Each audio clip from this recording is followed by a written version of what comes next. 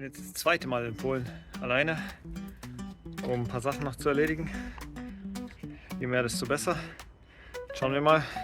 Jetzt habe ich erstmal das Boot kontrolliert, ein bisschen Wasser abgelassen, das Regenwasser, was sich so angesammelt hat. Spannend ist auch meine improvisierte Vorrichtung für zum Löcher abdecken. Doro hatte Angst, dass irgendwie kleinere Nagetiere sich vielleicht da einnisten durch die Löcher, durch die Borddurchlässe. So habe ich es gelöst. Sieht gut aus. Genau, was auch noch spannend ist, ich habe lange nachgedacht, was das überhaupt sein soll. Ich dachte zuerst, es wäre ein Sensor, aber das hat überhaupt gar keinen Sinn gemacht. Ja, jetzt haben wir festgestellt, das ist halt eine Auffahrnode. Die muss da weg. Ja, ansonsten danke ich noch meinem Sponsor oder zumindest demjenigen, der mir die Kleidung ausgeliehen hat, meinem Schwiegerpapa. Der hat mir sogar eine neue Hose gekauft, beziehungsweise sich, und die mir ausgeliehen. Ja, damit das alles ein bisschen Hand und Fuß hat. Sieht ein bisschen groß aus, aber ist ja egal. Na dann ran an die Arbeit.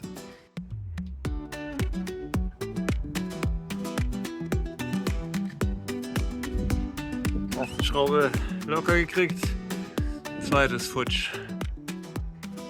Das ist doof. Das weiß ich nämlich nicht, was ich machen soll. Das Ding will ich nicht unbedingt aufsägen, aufflexen. So, bis ich das Problem mit der ersten Anode gelöst habe, löse ich mal die zweite Anode. Die sieht auch schon etwas so aus, als bräuchte sie eine Erlösung. Das sieht aus wie Mondgestein. Ich weiß nicht, ob das krass korrodiert ist oder ob das so Standard ist nach einem Jahr. Aber es sieht halt schon heftig abgenutzt aus. Man muss sich vorstellen, das ist komplett rund und glatt.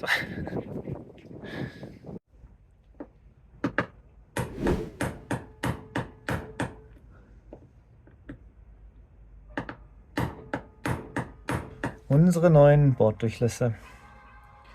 Alles von True Design. Hier die Borddurchlässe und hier die Kugelhenne. Das sind halt so richtige Klotze. So, mal so zum Vergleich. Das ist meine Hand. Und die Drehventile. Bin ich mal gespannt. Erste Probe und dann gucken wir mal.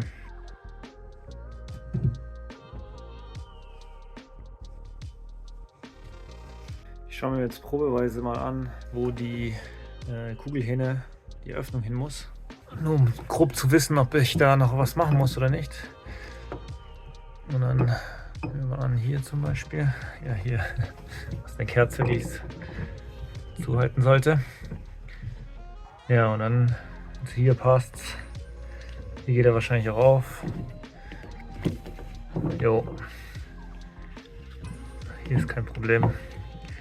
Ja, das muss ich jetzt auch für alle 7 Löcher machen.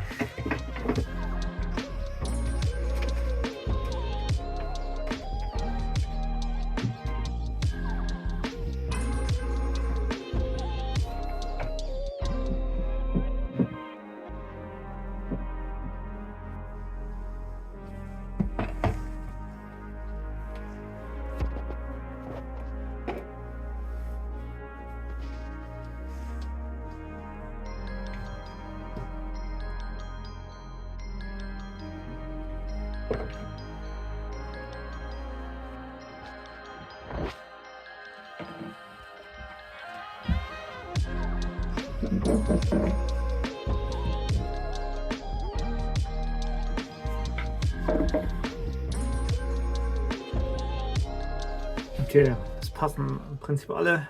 Ich muss nur darauf achten, wo der Hebel hin muss. Das ist vor allem sehr wichtig. Ansonsten kriegen wir die nicht auf oder zu. Genau. Ja, während man so die Sachen erneuert, fallen einem natürlich noch 100 andere Kleinigkeiten auf, die man noch ausbessert, aber wir müssen jetzt vorankommen. Muss man sich aufschreiben und nach hinten drücken, die Prioritäten, beziehungsweise das, was unwichtig ist, nach hinten drücken. Ich habe mir zusammen mit Marek etwas Neues überlegt, wie wir das mit der Elektronik machen. Wir haben uns für 3 Batterien jetzt entschieden. Und jetzt bauen wir hier ein bisschen um und gucken mal, was ich dabei entdeckt habe. Sich ein Käfer irgendwie drunter versteckt und dann ist es nicht mehr rausgekommen. Und das ist auch ziemlich schmutzig. Naja, die Kisten kommen jetzt raus. Wir wollen ein Brett hinlegen und dann die 3 Batterien an das Brett befestigen und dann ein bisschen vielleicht auch Kabelmanagement betreiben und das sauberer vielleicht. Jetzt war die Kiste hier rausgeschraubt. Guck mal, wie spannend dieses Muster ist. Also entweder ist es irgendwann mal gefroren, sodass sich irgendwie so Zweige gebildet haben, oder tatsächlich war da Strom irgendwie dran, was es nicht weniger beeindruckend macht. So, als nächstes geht es mal an die Welle. Die werde ich jetzt mal sauber schleifen. Ein bisschen den Propeller noch anschleifen, damit er auch ordentlich gemacht ist.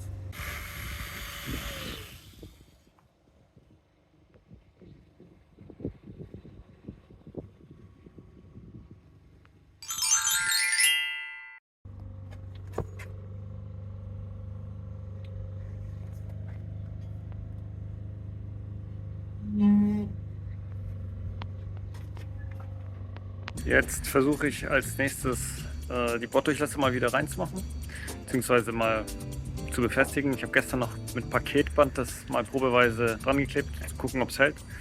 Und tatsächlich hält. Jetzt klebe ich das zweite dran und dann spachtel ich mal zu. Mal gucken.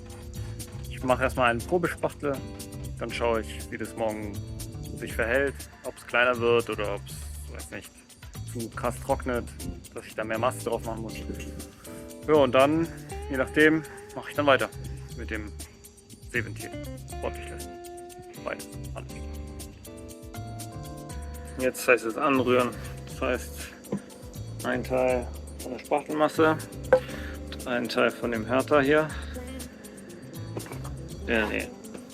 Ein Teil davon und 2 Teile davon. Muss da mal nachreden. So, und bevor ich die ganze Masse auflege, muss ich es zuerst entstauben, muss ich es abwischen und vor allem entfetten.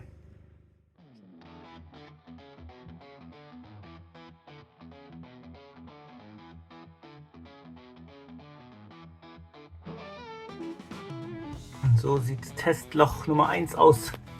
Die tricky question, die ich jetzt habe, ist, wann stecke ich im Prinzip das Seeventil raus. Ich darf es nämlich nicht zu früh rausmachen, aber auch nicht zu spät. Entschieden, das dann relativ schnell rauszumachen. Bearbeitungszeit von dem Ding sind 45 Minuten, deswegen haben wir jetzt, oder ich halt 40 Minuten abgewartet und habe es noch rausgehauen. Sieht eigentlich ganz gut aus. Das Zeug ist auch super fest, deswegen passt. Next day. Jetzt habe ich mir mal das angeschaut, wie die Spachtelmasse aussieht. Überraschung, sie hat sich jetzt tatsächlich nicht groß verändert. Es ist jetzt einfach nur hart geworden. Ich hätte es ein bisschen glatter streichen müssen, aber so ist es jetzt. Jetzt gucke ich mal, ob probeweise die Borddurchlässe oder der Borddurchlass durchpasst. Und guck, was ich beim nächsten besser machen soll. Die Schwierigkeit, die ich jetzt habe, ist, mir fehlen jetzt noch im Prinzip 5 Löcher. Und ich habe aber schon fast die Hälfte der Spachtelmasse aufgebraucht.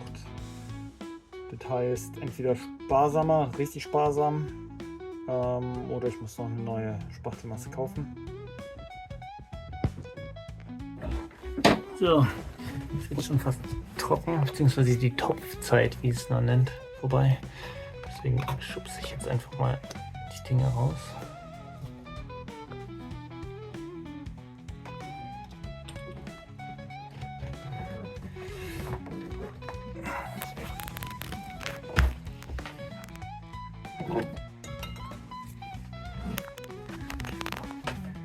Gleich Zangebuse.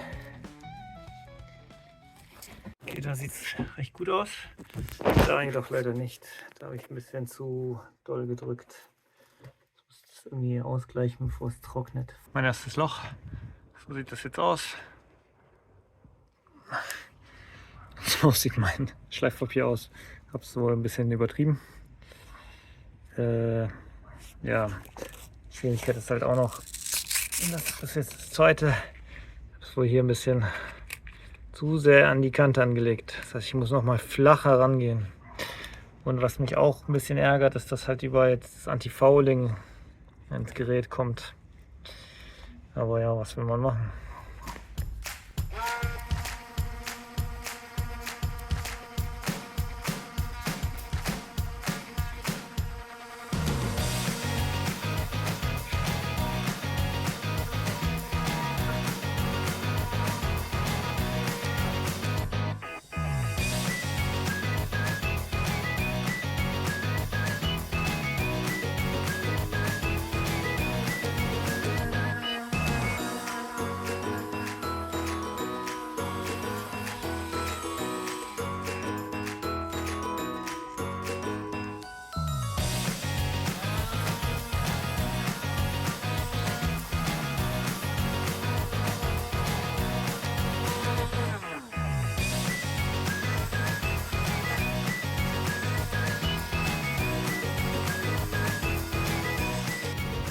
War natürlich nicht ganz schlau, nichts Langes anzuziehen. Jetzt bin ich am ganzen Arm und auch an der Kleidung ein bisschen blau. Dreckszeug, alles blau. Als nächstes gilt es, die Spachtelmasse etwas anzuschleifen, damit wir dann noch so eine Versiegelungspaste, also auch eigentlich Epoxid, drauf schmieren. Dann ist das alles bombenfest, wasserfest. Und dann sind wir auf jeden Fall sicher. Das machen wir von beiden Seiten, also sowohl von innen als auch von außen. Aber damit es auch innen haftet, würde ich jetzt einfach die Spachtelmasse nochmal anschleifen, ein bisschen glätten. Und davor bzw. danach würde ich noch die Löcher ein bisschen anschleifen, damit ich nicht zu dick auftrage und dann die Löcher neu irgendwie schleifen muss.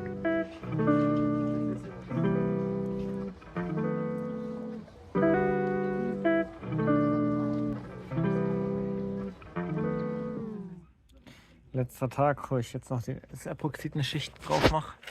Ist eigentlich ganz gut getrocknet. Das würde ich jetzt einfach wieder sauber machen, vielleicht sogar ein bisschen anschleifen, da noch eine Schicht drauf.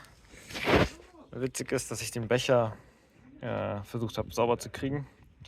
Mit Wasser, mit Seife, Schrubben und was weiß ich was und nichts ist. Und ja, ist jetzt halt super ausgehärtet.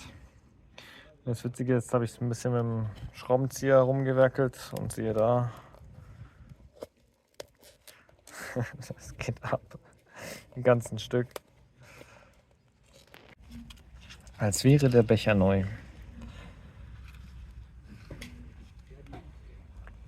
Geil. Sowas finde ich richtig nice. Sowas freut mich, wie ihr hört. Meine freudige Stimme habe ich jetzt ausgepackt. So, als nächstes gehe ich mal jetzt die Borddurchlässe. Schauen wir mal an, wie das jetzt gut getrocknet ist mit dem Epoxy. Dann würde ich es gegebenenfalls jetzt erstmal anschleifen bzw. glatt schleifen, schauen, dass es eben ist und gucken, ob die Borddurchlässe auch durch die Löcher passen, weil ich habe das auch ein bisschen Epoxy dran gemacht in die Löcher innerhalb, dass das da auch etwas enger geworden ist und damit es nicht zu eng ist, nochmal schauen, ob die Dinger durchpassen. Jo, und dann nochmal anstreichen.